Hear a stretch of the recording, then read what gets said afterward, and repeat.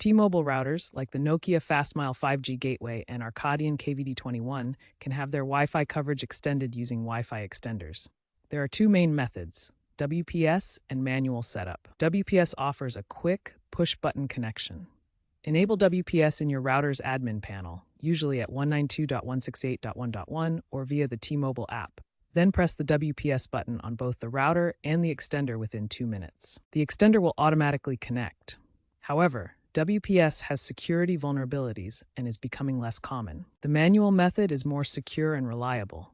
It involves either a wired Ethernet or wireless app-based setup. For Ethernet, connect the extender to the router via a LAN port and use the extender's web interface, like tplinkrepeater.net, to configure it with the router's SSID and password. For wireless, use the T-Mobile app to add device, Wi-Fi extender, scanning the QR code or manually entering credentials.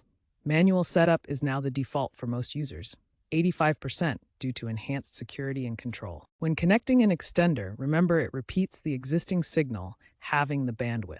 For example, a 500 Mbps router will provide 250 Mbps extended.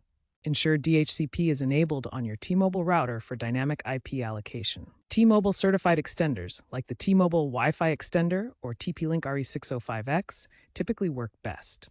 Uncertified ones might require firmware adjustments. For example, one user upgraded their T-Mobile 5G home internet and expanded coverage from 2,000 to 5,000 sq ft using the app-based manual setup with a TP-Link RE605X extender, achieving 300 Mbps speeds.